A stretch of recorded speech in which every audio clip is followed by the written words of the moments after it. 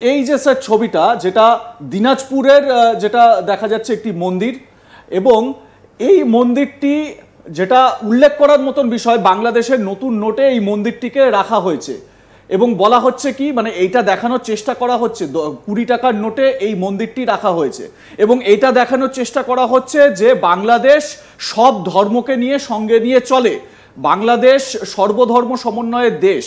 কিন্তু এই দিনাজপুরের মন্দিরেই 2015-16 সালে জিহাদিদের আক্রমণে জেরবার হয়েছিল, ধ্বংস হয়েছিল এই মন্দির। সেই মন্দিরের ছবি বাংলাদেশের নির্লজ্জ অন্তর্বর্তী সরকারের তরফ থেকে নোটে এই ছবি দেওয়া হচ্ছে। না, আপনার তো খুশি হওয়া উচিত, আপনাকে তো খুশি হওয়া উচিত কি উনি একটা হিন্দু মন্দিরে নিজের টাকায় তুলেছেন, এটা তো খুশি হওয়া উচিত না। না, ইনি শেয়াল আছেন, রাইট? একটু ইনি শেয়াল আছেন, এনার থেকে বেঁচে থাকতে হবে।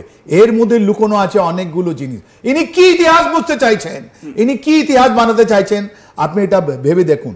কেন 1 জুনে উনি একটা নতুন নোট বের করলেন যের মধ্যে 20 টাকা, ওর তো 20 টাকা আছে, 50 আছে, 100 টাকা, 500 টাকা আছে, কেন উনি 20 টাকায় নোটে আপনি এটা মন্দিরটা দিলেন? আর একটা নোটে আপনি দেখবেন উনি বুদ্ধিস্ট পগড়াও দিয়েছেন। কেন? টাইমিংটা কেন 1 জুন? আপনি গত মে মাসে লাস্ট উইকে উনি কোথায় ছিলেন বলুন তো আপনি? উনি ছিলেন জাপানে। উনি ছিলেন জাপানে, জাপান থেকে উনি টাকা এনেছেন। আর ওই টাকাটা কিসের জন্য এনেছেন, কার জন্য এনেছেন, ইনি কোথায় উনি ইস্তেমাল করবেন, এটা আমাদের বাংলাদেশের 17 কোটি মানুষকে জানা উচিত। তিনি যে গেছিলেন ওখানে, জাপানে গেছিলেন তাই জন্য পগোড়া, কিন্তু এই হিন্দু মন্দির আর 20 টাকায় কেন? 500, 1000 টাকা বা 50 টাকা বা অন্য কোনো একটা নমিনেশন দেননি কেন? রিজন ইজ ভেরি সিম্পল, অনেকগুলো কারণ আছে। এই ফাসাড ইনি যে একটা মুখোশটা দিকে দেখিয়ে দিয়েছেন, এটা থেকে মানুষকে সাবধান হতে হবে। কেন যে এই 20 টাকার নোট ওখানে বাংলাদেশে আমার ভাই বোনরা বেশি ভাগে ইস্তেমাল করবে, রাইট? এর 3টে জিনিস আমি বলছি। প্রসিজার, ওখানে এই নতুন নোট করার জন্য আমাদের সব পুরো বিশ্বে এরকমই হয়, প্রসিজারটা উনি কি ফলো করেছেন? নাম্বার 1 ওটা জানতে চাইবো। টাইমিং এর জন্য আপনাকে বললাম। আর তৃতীয় এর পক্ষে কারণটা কি আছে এটাও আমি বলবো, খুব ডেঞ্জারাস কারণ আছে এর মধ্যে। না, আর আপনি তো নিজেই বলে দিলেন গ্রামীণ ব্যাংক আর সোনা দিয়ে এটা কি করে রিলেটেড আছে, এটা আমি বলে দিচ্ছি, এন্ড কোথায় টাকাটা যাচ্ছে, রাইট? সব প্রথমে আপনাকে বলি, এই যে নোট ছাপার পদ্ধতি আছে, একটা প্রসেস আছে। ওই বাংলাদেশের মধ্যে একটা প্রসেস ছিল টেন্ডারিং। প্রথমে ডিজাইনিং টেন্ডারিং, তারপরে উনি এটা কোথায় প্রিন্ট করবেন, উনি টাকসালে প্রিন্ট করবেন না বাইরেও না কোনো একটা ফরেন কান্ট্রিতে প্রিন্ট করবেন। কোন মানুষ আমাকে বলতে পারে, আমি চ্যালেঞ্জ ছুড়ে বলছি, আপনি এই টেন্ডারিংটা আমাদেরকে দেখিয়ে দিন যেখানে এই নোটগুলো যেটা আপনি দেখাচ্ছেন এর কোন টেন্ডারিং হয়েছে ডিজাইনের?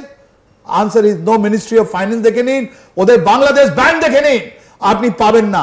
তাহলে এটা ডিজাইন কে করলো, কে পয়সা পেলো, এটা সব সিক্রেট রেখেছে। এখানে আরেকটা প্রশ্ন স্যার, একটা অন্তর্বর্তী সরকার, নির্বাচিত সরকার নয়, অন্তর্বর্তী সরকার, উপদেষ্টা দ্বারা পরিচালিত সরকার, তারা কি এই নতুন নোট বাজারে আনার সেই ক্ষমতা তাদের আছে?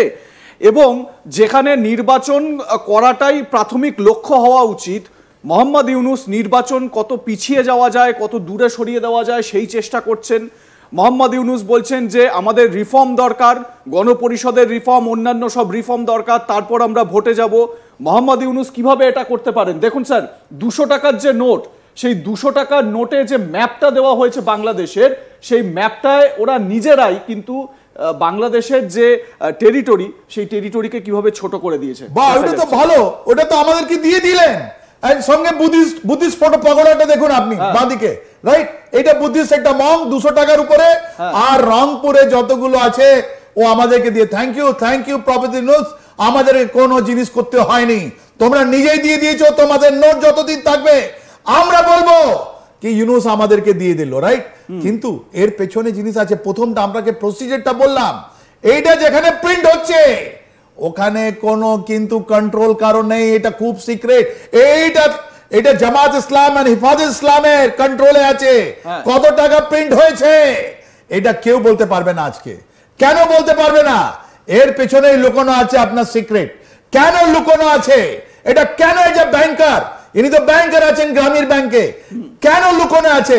আর এটা আপনি দেখুন ম্যাপটা, আপনি তো ঠিকই বলছেন, রংপুর যে সবাই বলছিল আজকে রংপুর দিয়ে আমাদের শিলিগুড়ি করিডোরকে বড় করে দিলেন, তার জন্য তো আমাদেরকে ধন্যবাদ দেওয়া উচিত প্রফেসর ইউনূসকে। আমরা বলবো thank you very much professor Yunus, তোমরা এরকমই করে যাও, এত ছোট করে যাও কি তোমরাও নিজে জানো না কি বলছো কি করছো, এটাই হয়, এর মধ্যেই সবাই কিছু লোকনে আছে, রাইট? তো প্রথমে আপনাকে বললাম টেন্ডারিং হয়নি, কোনো ডিজাইনিং কোনো টেন্ডারিং হয়নি, ওরা টাকসাল একটা সিক্রেট করছে। জানেন এর মধ্যে কারণটা কি আছে, কেন 20 টাকার উপরে মন্দির আর 200 টাকা? বিকজ এটা গরিব মানুষ আমাদের যেটা আছে, যারা দিনভর কাজ করছে ওখানে ফ্যাক্টরিতে, ওদের হাতে 20 টাকা নোট আসবে, আর এত আসবে যে এর অ্যাকাউন্টিং থাকবে না। এরা কি করেছেন সিক্রেট ভাবে যত প্রিন্ট করেছেন ওর থেকে 3 গুণ বেশি ওরা নিজে নিয়ে গেছেন। তার মানে কি হলো? তার মানে ফেক কারেন্সি, আনঅ্যাকাউন্টেড কারেন্সি ওরা প্রিন্ট করে খোলা বাজারে বিক্রি হচ্ছে। দেখুন, খোলা বাজারে দেবে, গ্রামীণ ব্যাংকে দেবে। উনি তো ব্যাংকার আছেন, উনি যদি 500, উনি যদি আপনার যতগুলো টাকা করেছেন ওর থেকে 3 গুণ টাকা ওরা নিজে পাচার করে নিয়েছে। ওর কোনো অ্যাকাউন্টিং নেই। কেন? যে উনি ঢোকার সঙ্গে সঙ্গে উনি বাংলাদেশ ব্যাংক, গ্রামীণ ব্যাংক, যতগুলো ফাইন্যান্সিয়াল ইনস্টিটিউশন আছে ওর উপরে কন্ট্রোল করে নিয়েছেন। তার মানে যদি আজকে আমার এস্টিমেট আছে 1,500 কোটি থেকে বেশি পয়সা এরা বাংলাদেশ ব্যাংক থেকে নিয়েছে। আর ওর মধ্যে 200 টাকার নোট তো আপনি দেখিয়ে দিলেন, ছবিটাই ওটা, ওর মধ্যে তো ম্যাপই আছে যার মধ্যে আমাদেরকে অনেক দেওয়া হয়েছে। তাহলে এই যে টাকাগুলো, এত 1000 কোটি টাকা যে ইনি নেবেন, কোথায় ইস্তেমাল হবে? এই টাকাগুলো ইস্তেমাল হবে ওদের নেক্সট ইলেকশনে, মানুষের মুখে দেওয়া হবে কে নাও, রাইট? আর ওর পর যখন এরা ইলেকশন হবে না, এই টাকার ভ্যালু কিছু থাকবে না। তাই আপনার কাছে যদি ছবি হয় তাহলে দেখান, বিকজ বাংলাদেশ মিডিয়া বারবার দেখানো হচ্ছে। কি দেখানো হচ্ছে জানেন? কি ওদের গ্রামীণ ব্যাংকে আগুন লাগাচ্ছে। আমরা সেই ছবিটাও দেখাবো। আগুন লাগানো হচ্ছে বিভিন্ন জায়গায়, গ্রামীণ ব্যাংকে যে আগুন লাগছে সেই ভিজুয়ালও আমাদের হাতে এসে পৌঁছেছে।